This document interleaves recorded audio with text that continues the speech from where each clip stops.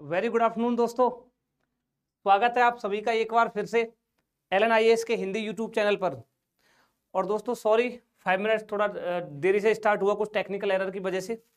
तो दोस्तों जैसा कि आपको पता है हमारी जो एथिक्स की क्लासेज चल रही है उसमें हमारा टॉपिक नंबर 6 चल रहा है जो हमने कल स्टार्ट किया था।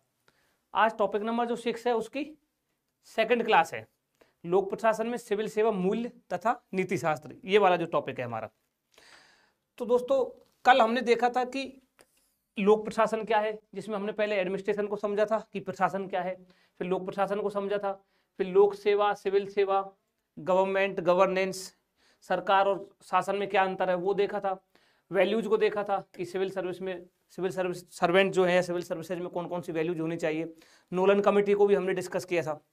आज दोस्तों हम देखने वाले हैं लोक प्रशासन में नीति शास्त्र, एथिक्स इन पब्लिक एडमिनिस्ट्रेशन, यानी कि एडमिनिस्ट्रेटिव एथिक्स देखने वाले हैं।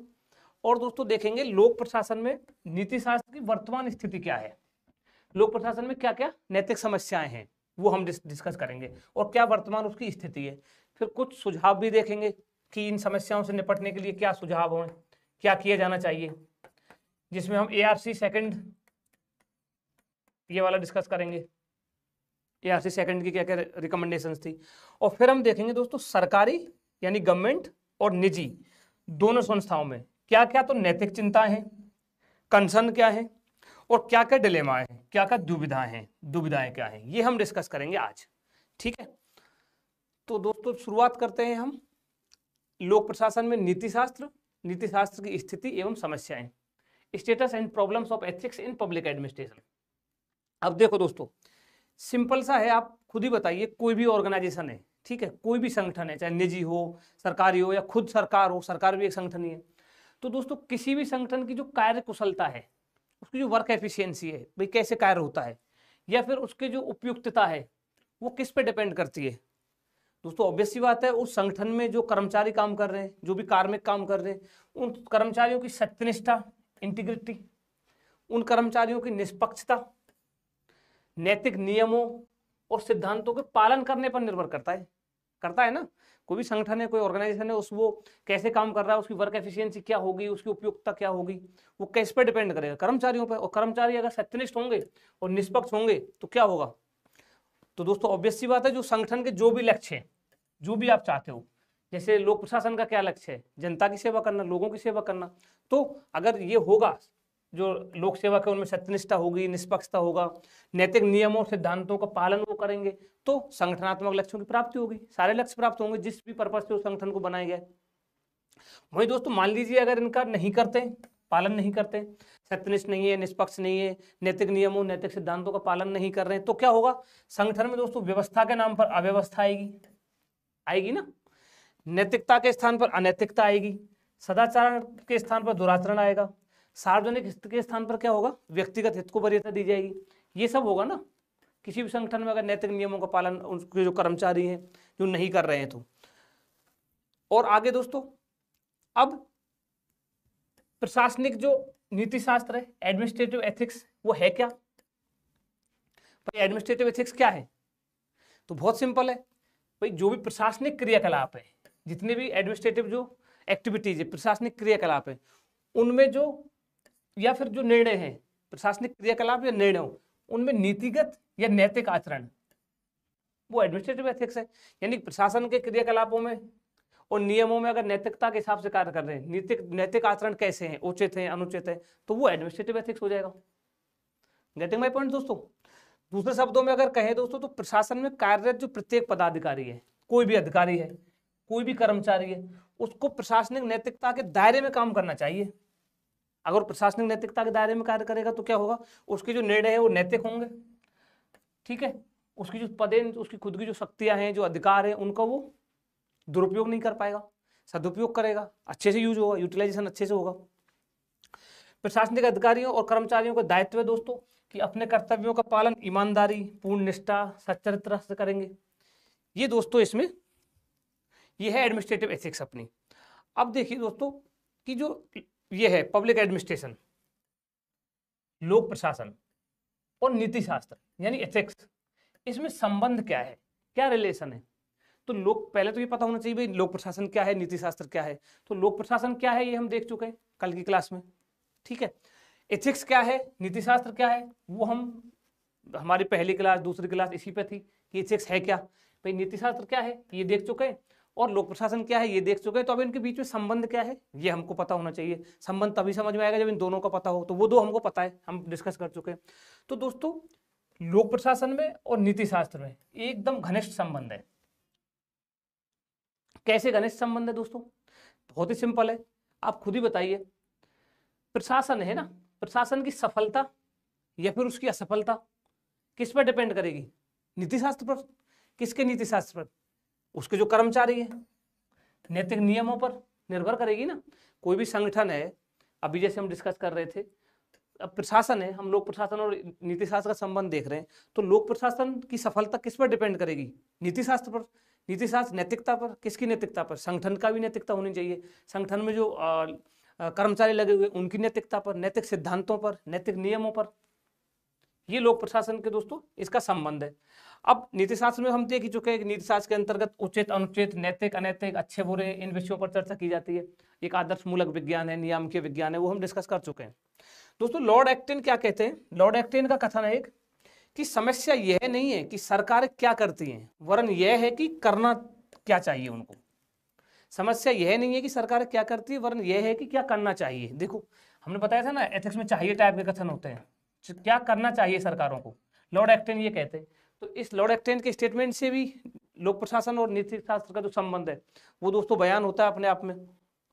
फिर ऑडवे टीड क्या कहते हैं दोस्तों, ऑडवे टीड के अनुसार दोस्तों वो कहते हैं कि प्रशासन एक नैतिक कार्य है।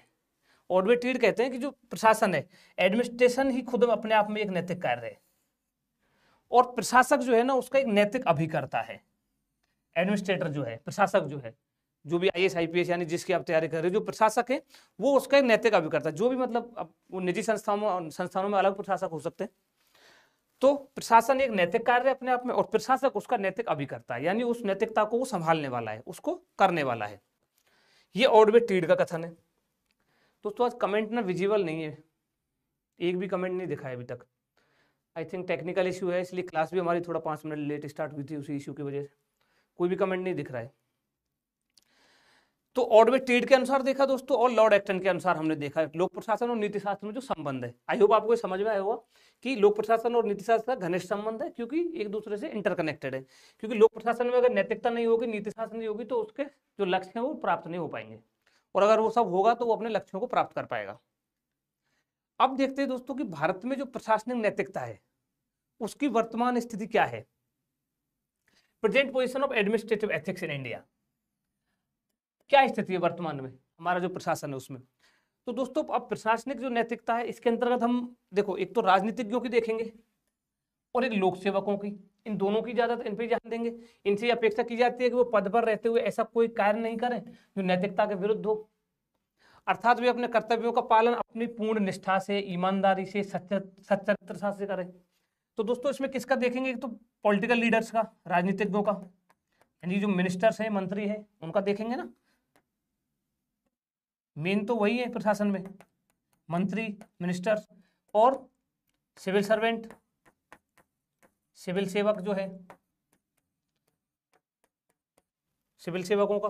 अब दोस्तों स्वतंत्रता की प्राप्ति के पश्चात क्या हुआ है, राजनेताओं और लोक सेवकों दोनों के नैतिकता के जो आचरण है ना उसमें बहुत परिवर्तन आया है, आमूलचूल परिवर्तन देखे हैं। और भारतीय प्रशासन अगर नैतिकता में देखें तो दोस्तों हर क्षेत्र में लगभग देखें तो नैतिकता के पतन की झलक आती है कि हाँ नैतिकता का पतन हो रहा है।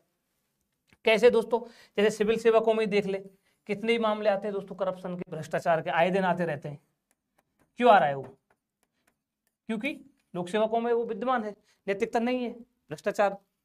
पॉलिटिकल मंत्रियों को देखो तो मंत्री तो कितने ही ऐसे MP हैं दोस्तों, अभी जो संसद में है MPs कितने ही हैं जिनके खिलाफ बहुत ही संज्ञान या जघन्य अपराधों के मामले दर्ज हैं, जघन्य अपराधों के मामले उनके खिलाफ दर्ज हैं, फिर भी संसद में बैठे हुए हैं।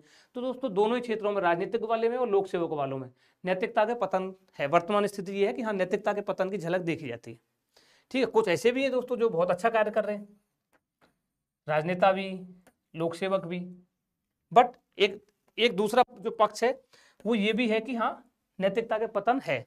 तो अब दोस्तों जो नैतिकता के पतन है इसके कारण क्या है? भाई भारत में जो प्रशासनिक नैतिकता के पतन है, causes of decline of administrative ethics in India, इसके क्या क्या रीजन है दोस्तों? तो वो कुछ रीजन हम डिस्कस कर लेते हैं। दोस्तों पहला जो रीजन है वो है दोस्तों भौतिकतावाद का प्रसार। लोगों का झुकाव जो है पूरी तरीके से भौतिक चीजों की तरफ हो गया है, मेटलिस्टिक हो गए हैं दोस्त लोग बाग, सभी भौतिकतावाद की तरफ। विज्ञान और टेक्नोलॉजी के विकास ने आज मानव को सुविधा भोगी बना दिया है। रहन सहन, खान पान, संचार, परिवहन की बढ़ती सुविधाओं, इन्हें जीवन को दोस्तों भौतिकवाद की ओर मोड़ दिया है पूरी तरीके से। तो भौतिकतावाद जब आएगा, इसको जीवन का चरम लक्ष्य रखा जाएगा, अर्थ और काम को ही अगर चरम लक्ष्य रखा जाएगा जीवन का, तो दोस्तों श्योरली ही नैतिकता का पतन आएगा। एक देखिए इसमें कि विभिन्न भौतिक वस्तुओं की उपस्थिति आज समाज में प्रतिष्ठा का सूचक बन गई है। ये भौतिकतावादी संस्कृति का ही तो प्रसार है। यदि समाज में आप देखोगे दोस्तों, जिनके पास भौतिक संसाधन है, जिनके पास बहुत पैसा है, बड़ी गाड़ी है, बड़े बंगले हैं, उनके लिए अलग ही स्टेटस है, उनको अलग ही इमेज देते हैं। हम खुद ही उनको अलग ही इमेज बना रखी, खुद ही हम आप सभी उनको अलग से इज्जत देते हैं। फॉर एग्जाम्पल दोस्तों, मान लीजिए आपका कोई सब इंस्पेक्टर है, एसआई लेवल का कोई अधिकारी है। एक एसआई जो है, सब इंस्पेक्टर जो है पुलिस में, वो बहुत ही ईमानदार है। अब ईमानदार है तो मान लीजिए उनका सब कुछ, इतना घर भी उनका उतना बड़ा नहीं है, गाड़ी भी उतनी बड़ी नहीं है, और अपना सामान्य जीवन व्यतीत कर रहे हैं। और एक एसआई जो है फुल करप्ट है, सबको पता है, और इतने सारे भौतिक संसाधन इकट्ठे किए हुए हैं, खूब सारे, बड़ी बड़ी गाड़ी है, बड़ा घर है, ये सब है। तो दोस्तों हम सब, आप सब ही ये समस्या क्रिएट करते हैं। हम ही इनको अलग से स्टेटस, अलग से उसको इज्जत देंगे, इनको हम थोड़ा कम पूछेंगे, क्योंकि इसके पास वो भौतिक संसाधन है, इसके पास भौतिक संसाधन नहीं है। जबकि इनमें अंतर क्या है कि ये ईमानदार आदमी है, और वहीं ये जो है ये करप्ट है। ऑब्वियस सी बात है ना, अगर कोई ऐसे पद पर है जो इतना, उसका जो वेतन भत्ते है वो इतना नहीं है कि जितने उसकी संपत्ति है, तो सीधी सी बात है कहाँ से आया, फिर करप्शन से आया। बट हम इसको अलग से ट्रीट करते हैं, ये एक समस्या है। सादा जीवन उच्च विचार की जगह पर अब आ रहा है कि खाओ पियो मौज करो, खाओ पियो मौज करो, उड़ाओ। तो ये जो संस्कृति है दोस्तों, ये भौतिकतावाद का जो प्रसार है, ये प्रशासनिक नैतिकता में पतन का कारण है। क्योंकि दोस्तों अब जो प्रशासनिक अधिकारी हैं वो भी हम सब में से ही बन रहे हैं, वही तो हैं। अब वो जैसा देखते हैं उनको फिर यही चाहिए होता है कि यार भौतिक संसाधन है तो ही मेरी वैल्यू है समाज में, तो ही एक स्टेटस मिलेगा मुझे, नहीं तो नहीं मिलेगा। Getting my point. दूसरा दोस्तों उचित कार्य संस्कृति का अभाव है। उचित कार्य संस्कृति का अभाव मीन्स राजनीतिक हस्तक्षेप, राजनीतिक दबाव, कितने सारे प्रेशर्स झेलने पड़ते हैं अच्छे कार्यों को संपादन करते टाइम, ये सब उचित कार्य संस्कृति का अभाव है। प्रशासन के बढ़ते हुए कार्य क्षेत्र। दोस्तों आज़ादी के बाद प्रशासन के कार्य क्षेत्र में ऑब्वियसली बात है, डेफिनेटली प्रसार जो बढ़ा है कार्य क्षेत्र, क्योंकि आज़ादी के बाद दोस्तों एक तो लोक कल्याणकारी राज्य की अवधारणा आई, तो प्रशासन का कार्य बढ़ा। फिर 73वां 74वां संविधान संशोधन 1992 1992 में दोस्तों पंचायती राज व्यवस्था। अब पंचायती राज व्यवस्था आई तो ऑब्वियसली बात है प्रशासन का कार्य क्षेत्र बढ़ा है, तो एफिशिएंसी डाउन हुई, उसकी वजह से भी नैतिकता का पतन हुआ। नौकरशाही और लाल फीताशाही की प्रवृत्ति, रेड टेपेज, ब्यूरोक्रेसी, इसकी प्रवृत्ति, प्रशासन की जटिल प्रक्रिया नौकरशाही और लाल फीताशाही की प्रवृत्ति को जन्म देती है, जटिल प्रक्रिया है। आर्थिक असमानता और बढ़ती हुई महंगाई, ये भी एक कारण है। अब महंगाई इतनी बढ़ी हुई रहेगी और वेतन भत्ते कम है, तो ये भी एक कारण बन के आता है फिर आर्थिक असमानता है कि क्यों ना मैं भी पैसे फिर कुछ अलग तरीकों से कमाऊं, ये भी एक कारण है नैतिकता के पतन का। ठीक है। और औद्योगिकीकरण की बढ़ती हुई प्रवृत्ति, सिविल सेवकों का संवैधानिक संरक्षण, ये भी एक कारण देखा जा सकता है, क्योंकि दोस्तों सिविल सेवकों को अनुच्छेद, जो भारतीय संविधान का अनुच्छेद 311 है, उसमें कुछ स्पेशल प्रोटेक्शन दिए गए हैं। या आप पॉलिटी में पढ़ोगे क्या क्या प्रोटेक्शन दिए गए हैं, तो उसके माध्यम से भी ये कि हमारा कोई कुछ बिगाड़ तो सकता नहीं है, तो अपने तरफ से मनमाने तरीके से करते हैं। हाँ अभी कमेंट देखें यार, good afternoon everyone, good afternoon. अभी देखें 2 4 5 कमेंट। फिर नियंत्रण प्रणाली की खामियां दोस्तों। अब नियंत्रण प्रणाली की खामियां से क्या मतलब है, मतलब कि दोस्तों जो करप्शन है, जो भी अनैतिक कार्य हो रहे हैं, इनको जो कंट्रोल करने के लिए जो हमारी प्रक्रिया है, जो प्रणाली हमने बनाई हुई है, उसमें कुछ कमियां हैं। बहुत सारे दोस्तों आयोग बनाए हुए हैं, सतर्कता आयोग अलग है, विजिलेंस कमीशन, केंद्रीय अन्वेषण आयोग अलग है, विभाग स्तर पर सतर्क समितियां बनी हुई हैं, बहुत सारे दोस्तों नैतिक नियम, code of conduct, code of ethics, ये सब बने हुए। तो उनकी जो प्रणाली है वो ठीक नहीं है, उनको इतनी पावर नहीं है कि वो किसी को सजा दे सके, बस इतना ही जांच कर पाते हैं और कुछ नहीं हो पाता है उसके आगे। ये सब भी एक कारण है दोस्तों। औपनिवेशिक मानसिकता। अब औपनिवेशिक मानसिकता क्या है? औपनिवेशिक मीन्स जब हम अंग्रेजों के अधीन थे, हम अंग्रेजों के उपनिवेश थे, उस समय जो मेंटेलिटी थी वो आज भी व्याप्त है। क्या थी उस समय? प्रशासनिक अधिकारी जो थे हुक्म चलाते थे, अपने सीनियर बॉस या संगठन में जो सीनियर है उसको खुश रखने की प्रवृत्ति थी, कृपा पात्र। माई बाप हुआ करते थे अधिकारी जो है, कि क्योंकि उस टाइम उपनिवेश थे, तो अंग्रेजों के जो अधिकारी थे उनको हमारे यहाँ की जनता माई बाप इस तरीके के शब्दों से उनको बोलती थी। वही मानसिकता आज है प्रशासनिक अधिकारियों में। ये भी एक वजह है भारत के प्रशासनिक नैतिकता में पतन का। अब दोस्तों हम देखते हैं कि जो ये पतन के कारण थे, अब हम बताया था ना कि वर्तमान स्थिति देखेंगे, फिर क्या क्या रीजन है वो देखेंगे। तो वर्तमान स्थिति देखी, रीजन देखी, अब कुछ उपाय देखते हैं कि भाई ये प्रशासनिक नैतिकता की स्थापना के उपाय क्या है, इसमें इसको कैसे ठीक किया जा सकता है। तो इसमें हम दो देखेंगे दोस्तों, एक तो ये देखेंगे और एक देखेंगे सेकंड एआरसी का, कि सेकंड एआरसी इस पे क्या कहती है। एआरसी सेकंड दोस्तों, प्रशासनिक नैतिकता की स्थापना के लिए केवल संगठन और कार्यप्रणाली में सुधार करने ही पर्याप्त नहीं है। ऑब्वियस सी बात है भाई, जो वहां पर कार्य कर रहे हैं, जो लोक सेवक है, उनके सदाचरण की भी तो आवश्यकता है।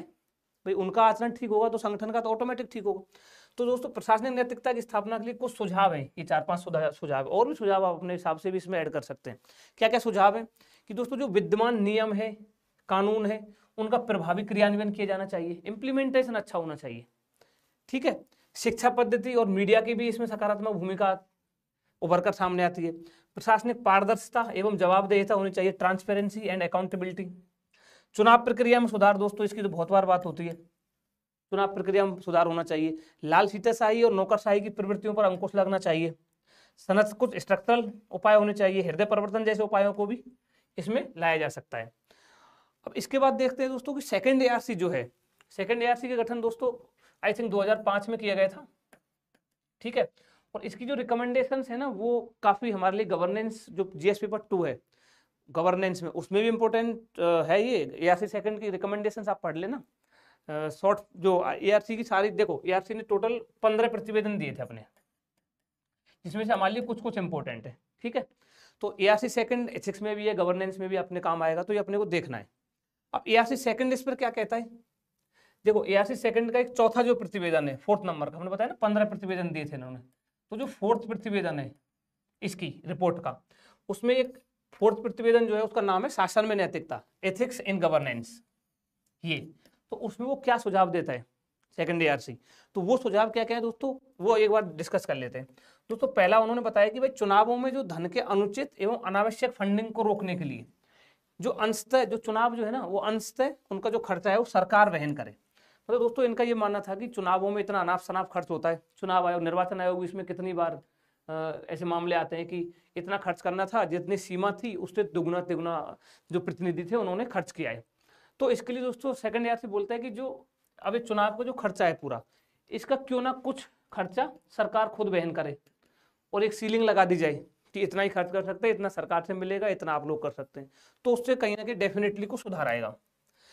फिर दूसरा दोस्तों बोलती है एआरसी कि गंभीर और जो जघन्य अपराधों के जो आरोपी व्यक्ति हैं, जिन पर आरोप लगे हुए हैं, जैसे अभी हमने देखा कितने एमपी ऐसे हैं जो जिन पर जघन्य अपराधों के आरोप लगे हुए हैं, एफआईआर दर्ज की हुई है लेकिन संसद में बैठे हुए हैं। तो सेकंड एआरसी बोलती है कि अपराधों का सामना कर रहे व्यक्तियों को दोस्तों निर्वाचन हेतु कानून व नियमों में संशोधन होना चाहिए। इनके लिए अभी चुनाव लड़ लेते हैं, संसद में पहुंच जाते हैं, इनके लिए कुछ किया जाना चाहिए ऐसा जो है ये सब ना हो। और दोस्तों जो गठबंधन की सरकार बनती है, गठबंधन की नैतिकता बनाए रखने हेतु यह प्रावधान हो कि यदि गठबंधन का कोई भी दल बीच में दूसरे दल में जुड़ता है तो उसको नया जनादेश लाना चाहिए, उसको दोबारा से जनादेश लाना पड़ेगा। यानी कि आपने चुनाव तो जीता इस पार्टी से, फिर आप मिल गए दूसरी पार्टी से, जबकि जनता ने आपको दी थी स्पेशल वोट। अब आपने जनता से थोड़ा ना पूछा है इसमें मिलने के लिए, अपनी मर्जी से मिल रहे हो, और वोट जनता ने दिया, आपने जनता ने चुना है। तो ये कह रहे हैं कि इसके लिए आपको जब अगर आप ऐसे मर्ज कर रहे हो तो आपको अलग से जनादेश लाना पड़ेगा, ऐसे कुछ प्रावधान किए जाने चाहिए, सेकंड एआरसी ये बोलता है। और सेकंड एआरसी क्या कहते हैं कि दोस्तों संसद में प्रत्येक सदन के द्वारा, राज्यसभा और लोकसभा दोनों ही, ये एक नैतिक आयुक्त, एथिक्स कमिश्नर का पद का गठन करें। एथिक्स कमिश्नर बनाया जाना चाहिए जो देखेगा कि जो नैतिकता की अगर कोई पतन की बात आती है उसके निष्पादन में सहायक होगा, ऐसा बोलते हैं। फिर बोलते हैं राज्य विधानमंडलों में भी नैतिक संहिता होनी चाहिए। एक नैतिक आयुक्त, यही एथिक्स कमिश्नर राज्य विधानमंडलों में भी होना चाहिए, ऐसा ये बोलते हैं। भ्रष्टाचार निवारण अधिनियम के अंतर्गत निम्नांकित को अपराधों के रूप में वर्गीकृत किया जाना चाहिए। भाई कोई भ्रष्टाचार निवारण जो अधिनियम है उसमें इनको भी ये मानना चाहिए कि ये अपराधी हैं। किसी व्यक्ति का अनुचित या उसे हानि पहुंचाकर अधिकार का दुरुपयोग किया है तो उसको भी हम मानेंगे भ्रष्टाचार में ही है। सार्वजनिक धन का अगर अपव्यय कर रहे हो, आपकी जो गाड़ी है वो सिर्फ आपको ऑफिस जाने के लिए है, डीएम साहब की गाड़ी ऑफिस जाने के लिए सिर्फ, ना कि उसके बच्चों को स्कूल छोड़ने के लिए, उसकी वाइफ को शॉपिंग कराने के लिए, ये कहना चाह रहा है। उसको भी सार्वजनिक धन का अगर अपव्यय हो रहा है तो वो भी इसमें कंसीडर होना चाहिए। सेकंड ARC का ये मानना है। और क्या कहता है दोस्तों, भ्रष्टाचार मामलों की सुनवाई में तीव्रता आनी चाहिए, एक समय सीमा निर्धारित होनी चाहिए कि किसी भी भ्रष्टाचार का, अभी क्या होता है, भ्रष्टाचार के आरोप लगे, केस लंबा चल रहा है, 3 4 साल 5 साल निकल गई और वो आरोप जो है सिद्ध नहीं हो पाए, इतने पता लगा व्यक्ति का लास्ट स्टेज चल रही थी और वो रिटायर हो गया, रिटायरमेंट वाला काल चल रहा था। तो ये सब नहीं होना चाहिए, वो फास्ट होना चाहिए, एक समय सीमा निर्धारित कर देनी चाहिए कि अगर भ्रष्टाचार का आरोप लगा है तो एक पर्टिकुलर इतने डेज में या इतने महीनों में ये फिनिश हो जाएगा। विधि आयोग द्वारा दिए गए सुझाव अनुसार जो भ्रष्ट साधनों द्वारा गैर कानूनी ढंग से अर्जित जो संपत्ति है, मान लो पता लगता है उसका, तो उसको जब्त करने के प्रावधान बनाए जाने चाहिए, संपत्ति को जब्त कर लो। अब तो ऐसा हो भी रहा है। खैर, संविधान में संशोधन करते हुए दोस्तों जो राष्ट्रीय लोकायुक्त की स्थापना की जानी चाहिए। हाँ, लोकायुक्त तो अभी बनाई भी है। और ईमानदार जो लोक सेवक है दोस्तों, उनको संरक्षण मिलना चाहिए। ऑब्वियस सी बात है, जिनका पता है यार ये लोग ईमानदार हैं, उनको जो करप्ट लोग हैं वो परेशान कर रहे हैं, इस टाइप की घटनाएं आती हैं, तो उनके लिए संरक्षण दिया जाना चाहिए। फिर जो भी योजना है दोस्तों, उनका सोशल ऑडिटिंग होनी चाहिए, सामाजिक अंकेक्षण, जो काम हुआ उसकी ऑडिट होना चाहिए कि हुआ था या नहीं हुआ था असल में, कहीं ऐसा नहीं कागजों में दिखा दिया हो। ये सेकंड ARC की अनुशंसा है दोस्तों। और इसमें क्या बोलते हैं, सेकंड,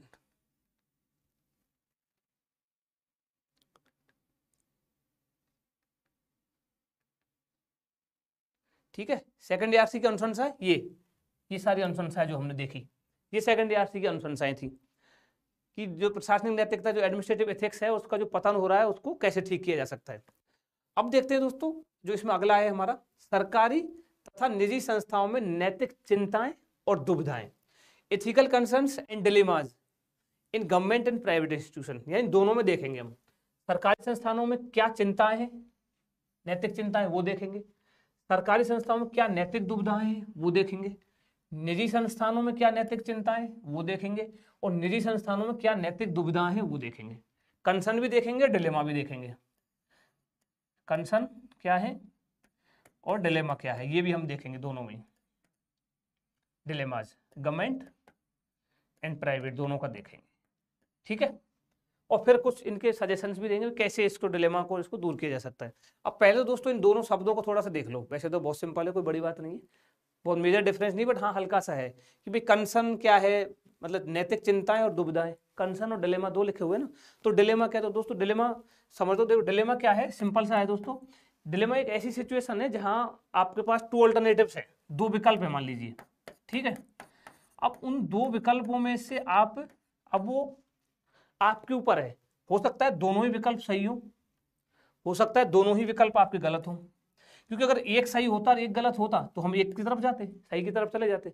बट यहाँ ऐसे विकल्प हैं कि आप सोच रहे हो कि यार ये भी सही है और ये भी सही है, बट मैं कौन सा करूं, या फिर आप सोच रहे हो यार मैं कर रहा हूँ ये भी गलत है और ये भी गलत है, तो कौन से वाला गलत करूं। यानी कि 2 ऑप्शन होंगे आपके पास जिसमें से दोनों सही हो सकते हैं, दोनों गलत हो सकते हैं, और आपको एक सिचुएशन चूज करनी है। ये होगा आपका द्वंद्व, नैतिक डिलेमा, कि यार मैं ये करूँ या ये करूँ। ऐसी बहुत बार अपने नैतिक दुविधा है, जो नैतिक जो वो है डिलेमाज है, आते हैं, प्रशासन में भी आते हैं, अपने सामान्य जीवन में भी आते हैं, पारिवारिक जीवन में भी बहुत बार आता है कि यार इधर जाऊं या इधर जाऊं, किसकी तरफ बोलूं, तो वो डिलेमा होता है। और कंसर्न तो दोस्तों सिंपल है, इस कंसर्न में ऐसे कोई 2 ऑप्शन या कुछ नहीं होता। कंसर्न तो मीन्स आपको उसके बारे में आप वरीड हैं, आप सोच रहे हैं, वो मतलब प्रेजेंट है, जो प्रॉब्लम है या फिर फ्यूचर में हो सकती है, ये तो कंसर्न होता है। जैसे कंसर्न मीन्स अभी जैसे बांग्लादेश वाला इशू हुआ ना कल परसों, जो तख्ता पलट हुआ बांग्लादेश का, अब उसके बारे में आपका कुछ कंसर्न हो सकता है, भारत सरकार के कंसर्न, हमारे भी कुछ उसके लिए कंसर्न है, हमारी भी कुछ चिंताएं हो सकती है कि यार शरणार्थी बहुत ज़्यादा आ जाएंगी, इस तरीके का कुछ हो जाए, तो वो होते हैं दोस्तों सिंपल कंसर्न। उसमें कुछ 2 ऑप्शन वगैरह नहीं होते हैं, वो होता है कंसर्न, और जहाँ 2 ऑप्शन रहेंगे वो होता है डिलेमा, ठीक है। आई होप कंसर्न और डिलेमा दोनों वर्ड क्लियर हुए होंगे। अब देखते हैं दोस्तों इसको, 1 सेकेंड।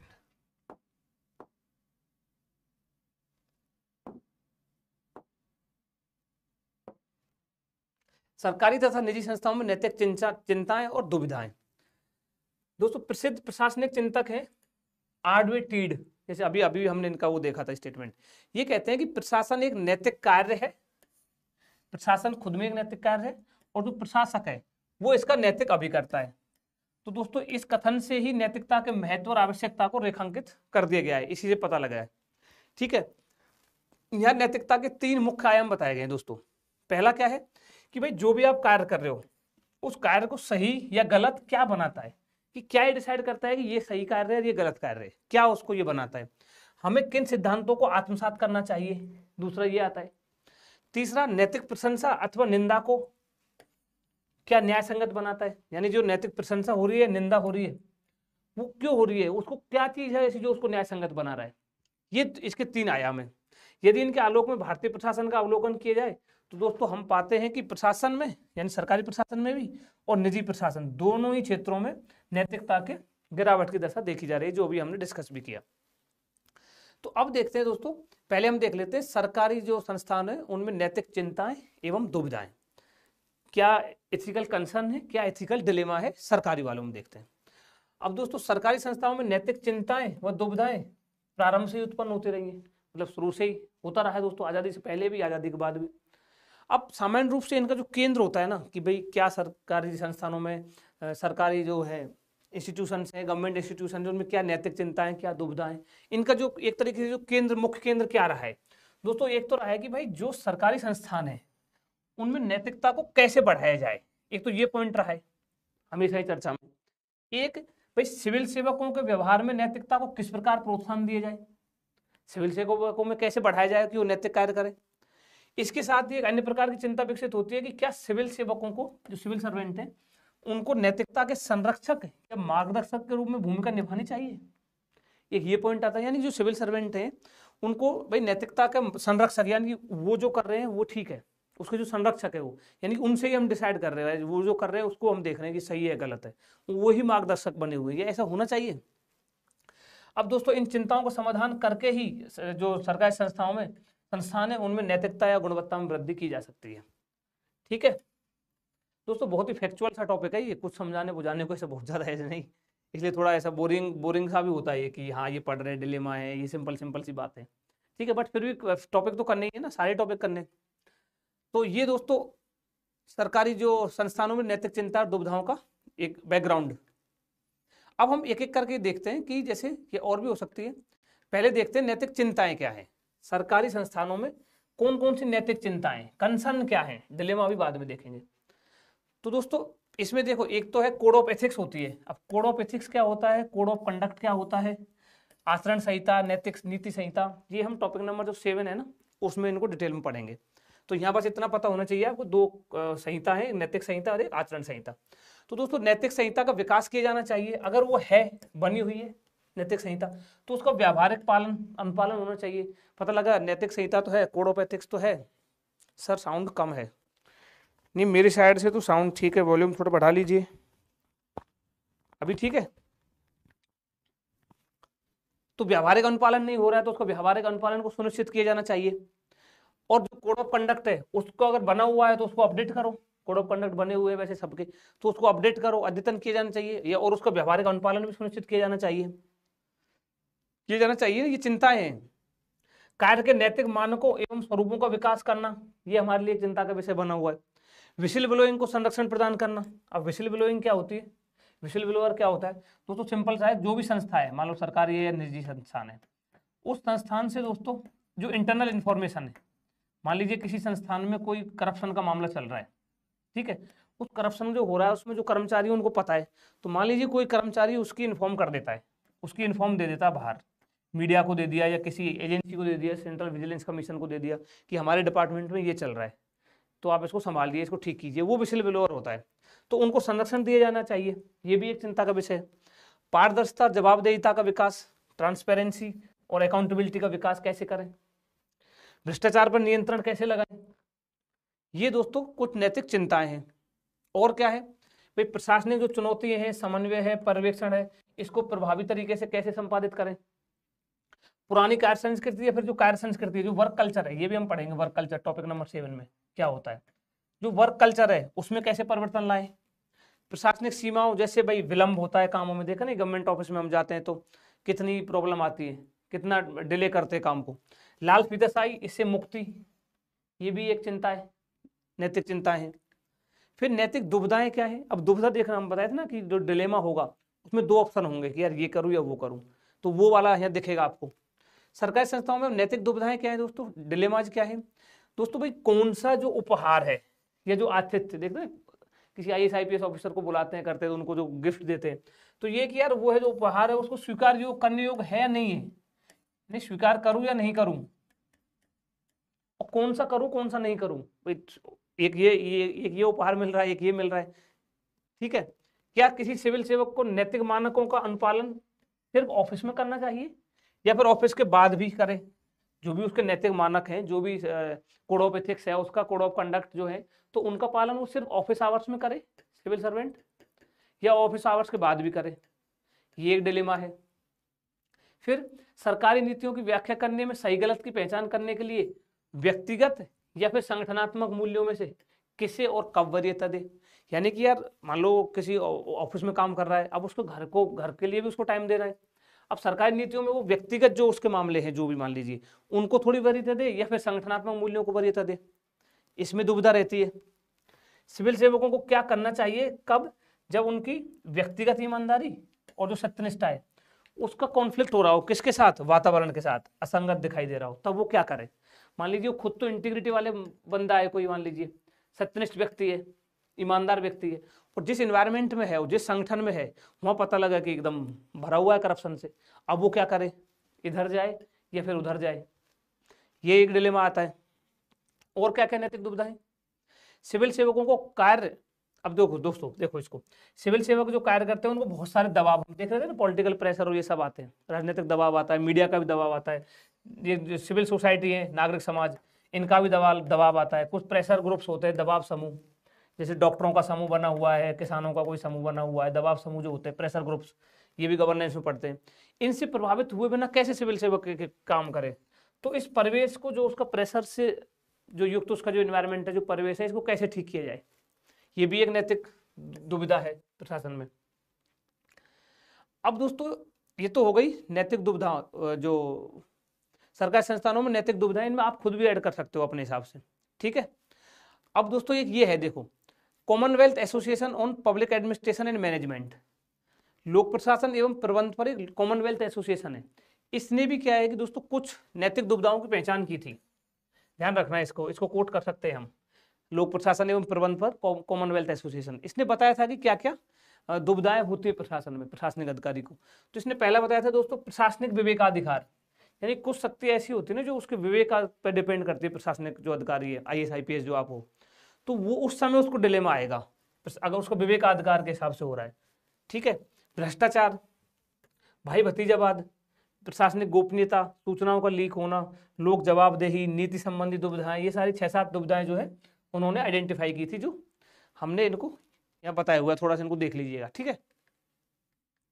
अब देखते हैं कि जो ये सरकारी संस्थाओं में नैतिक चिंता देखी हमने और दुविधा देखी, तो इनको दूर करने के कुछ सुझाव क्या है। अब सुझाव जो है दोस्तों आप अपने हिसाब से भी कुछ ऐड कर सकते हैं, नैतिक चिंता दुविधाओं में भी आप अपने हिसाब से ऐड कर सकते हैं, ऐसा हार्ड एंड फास्ट नहीं कि हमने जो बताया वो ये, ठीक है, ये ऐसा टॉपिक है। अब इसमें क्या है दोस्तों, स्पष्ट नैतिक संहिता का निर्माण होना चाहिए और उसका प्रभावी क्रियान्वयन या पालन होना चाहिए, कोड ऑफ एथिक्स का। फिर कोड ऑफ जो कंडक्ट है उसके नियमों भी, इसमें भी स्पष्टता होनी चाहिए, उसे अपडेट करते रहना चाहिए और उनका कठोर पालन सुनिश्चित करना। इससे जो दुविधा है, वही तो दुविधा पड़ी थी हमने, यही तो है, ये अगर ठीक हो जाएंगी दुविधाएं दूर हो जाएंगी।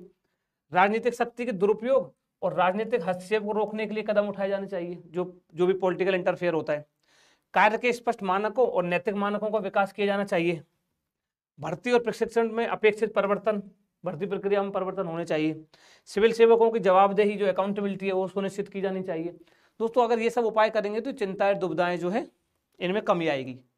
अब निजी संस्थाओं को देख लेते हैं कि भाई निजी संस्थाओं में क्या नैतिक चिंताएं हैं, क्या नैतिक दुविधाएं हैं। तो नैतिक चिंताओं की बात करें, अब प्राइवेट इंस्टीट्यूशंस आ गए, गवर्नमेंट वाला नहीं है। तो यहाँ भी दोस्तों कोड ऑफ एथिक्स होना चाहिए, कोड ऑफ कंडक्ट होना चाहिए, ये इशू है। कार्य के नैतिक मानकों और स्वरूपों का विकास किया जाना चाहिए, भ्रष्टाचार पर नियंत्रण। फिर इसमें जो प्राइवेट इंस्टीट्यूट होते हैं वहाँ निदेशक मंडल होता है ना, बोर्ड ऑफ डायरेक्टर होते हैं, बोर्ड ऑफ डायरेक्टर्स होता है, उसकी भूमिका में दोस्तों उसमें ट्रांसपेरेंसी होनी चाहिए, अकाउंटेबिलिटी होनी चाहिए उनके लिए, गोपनीयता को भी बनाए रखा जाना चाहिए। कॉर्पोरेट जो गवर्नेंस है ये भी हम पढ़ेंगे इसी टॉपिक में, कॉर्पोरेट गवर्नेंस, इसको सुनिश्चित किया जाना चाहिए। ये जो इसमें कई सारी चिंताएं जो आती हैं जो जिनका अनुपालन अभी तक नहीं हो पाया या फिर होना चाहिए।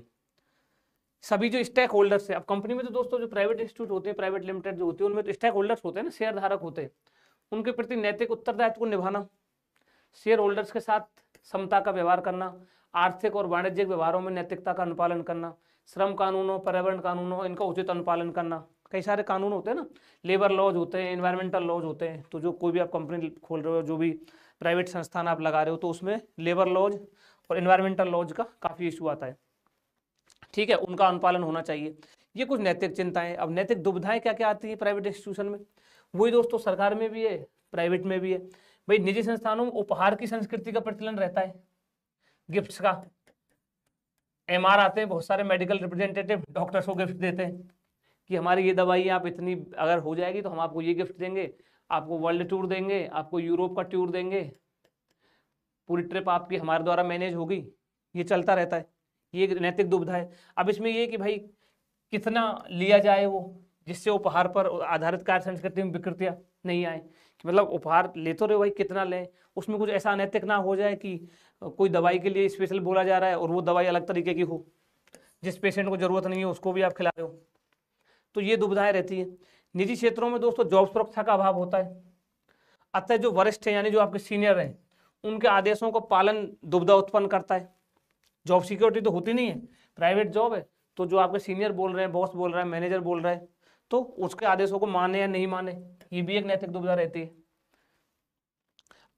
यदि कर्मचारी की व्यक्तिगत ईमानदारी वही सेम और वातावरण में अगर असंगति है, वो खुद ईमानदार है और वातावरण उसका आसपास का जो एनवायरनमेंट है वो ठीक नहीं है, तो उसको दुविधा उत्पन्न होगी। फिर वही राजनीति और प्रशासन में जो पॉलिटिकल प्रेशर और वो सब, ये दोस्तों बहुत सारी इसमें दुविधा हैं। अब इसके लिए भी दूर करने के क्या क्या सुझाव है। अब दोस्तों इसमें तो प्राइवेट वाला है तो कॉर्पोरेट गवर्नेंस की स्थापना करें, वही कोड ऑफ कंडक्ट और कोड ऑफ एथिक्स बनाया जाना चाहिए, नैतिक नियमों का पालन सुनिश्चित करना चाहिए। वही दोस्तों सेम जो वहां देखे थे वही पॉइंट्स हम यहाँ भी लिख सकते हैं, ठीक है, कुछ कुछ बस थोड़े अलग होंगे। तो ये निजी संस्थाओं में नैतिक चिंता और दुविधाओं को दूर करने के सुझाव है। तो दोस्तों ये जो टॉपिक नंबर 6 था, हमने देखो ये देख लिया, ये वाला पहला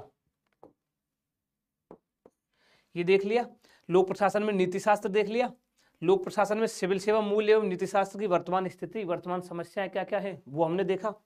सरकारी और निजी संस्थाओं में नैतिक चिंताएं, नैतिक दुविधाएं देखी और उनके क्या क्या उपाय हो सकते हैं वो भी हमने डिस्कस किया। कल दोस्तों हम नैतिक मार्गदर्शन के स्रोतों के रूप में विधि, नियम, विनियम, अंतरात्मा ये सब देखेंगे। और ये 2-3 छोटे छोटे टॉपिक ये हैं, कॉर्पोरेट गवर्नेंस, शासन व्यवस्था में नीति परक और ये मूल्यों का स्ट्रेंथनिंग, सुदृढ़ीकरण, ये हम कल डिस्कस करेंगे, ठीक है। आई होप कल की क्लास में ये चैप्टर फिनिश हो जाएगा, छोटे छोटे से बचे हैं। अब दोस्तों कल कुछ बच्चे कमेंट कर रहे थे कि सर PYQs के लिए क्या है। तो देखो ये है हमारा ये सीरीज, हम जल्दी दोस्तों अब 15 अगस्त के बाद जैसे ये क्लासें खत्म हो जाएंगी ना, तो जनरल स्टडीज पेपर 3 के लिए इन्वायरमेंट इन इकोलॉजी का PYQs लेके आएंगे UPSC मेंस 2024 के लिए, ठीक है। ये क्लासेज इसी टाइम रखेंगे अपन, क्लास का टाइम 2 से 3 के बीच में, 2 से 2:30 तक ये डिस्कस कर लेंगे इन्वायरमेंट वाला, और 2:30 से 3 हम पेपर 4 के लिए, ये रहो जनरल स्टडीज पेपर 4, अपनी जो एथिक्स की क्लासेज चल रही है इसके PYQs भी लेके आएंगे UPSC मेंस 2024 के लिए। इसमें हम 2013 से लेके 2023 तक के 10 से 11 सवालों के जो मेंस के सवाल है ना वो हम डिस्कस करेंगे दोनों में। और इनकी दोस्तों देखो GS पेपर 1 के लिए मुकुल सर की क्लासेज चल रही है PYQs मेंस 2024 के लिए, GS 2 के लिए करुणा मैम की क्लासेज चल रही है UPSC मेंस 2024 के लिए, मैम पॉलिटी ले रही है, सर ज्योग्राफी ले रहे हैं, तो आप ये वाले अटेंड कीजिए। GS 1, GS 2 और GS 3rd और 4th हमने बताया, 4th वाला और GS 3rd, ये हम 15 अगस्त के बाद स्टार्ट कर देंगे दोनों को, ठीक है, जैसे ही अपनी एथिक्स खत्म हो गई। तो आप ये करते रहिए और रिवाइज करते रहिए दोस्तों। कल मिलेंगे हम, तब तक आप रिवाइज करते रहिए। Stay healthy, stay happy. Thank you.